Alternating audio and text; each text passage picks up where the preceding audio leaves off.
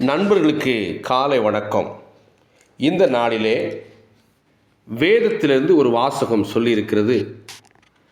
நீதிமொழிகள் 12:25. மனுஷனுடைய இருதயத்திலுள்ள கவலை அதை ஒடுக்கும், நல்வார்த்தையோ அதை மகிழ்ச்சியாக்கும் என்று நீதிமொழிகளிலே சொல்லப்பட்ட வேத வசனம். அன்பு நண்பர்கள் ஒவ்வொருவருக்கும் ஒரு அன்பான வேண்டுகோள், கவலைப்படாதீர்கள் என்று சொல்லப்பட்டிருக்கிறது. நாளைய தினத்தை குறித்து கவலைப்படாதீர்கள் என்று சொல்லப்பட்டிருக்கிறது. ஆகவே இப்போ என்ன சொல்ல வரேன்னா, இருதயத்தில் கவலை வந்தால் அதை ஒடுக்குமா? ஆகவே கவலைப்படாதீர்கள், நல்ல வார்த்தை அதை மகிழ்ச்சியாக்கும் என்று நல்ல வார்த்தை எங்கே இருக்குதுன்னா உங்கள் இருதயத்தில் புறப்படணும். வேதத்தில் இருக்கிற நல்ல வார்த்தை. ஆகவே வேதத்தை வாசியுங்கள்.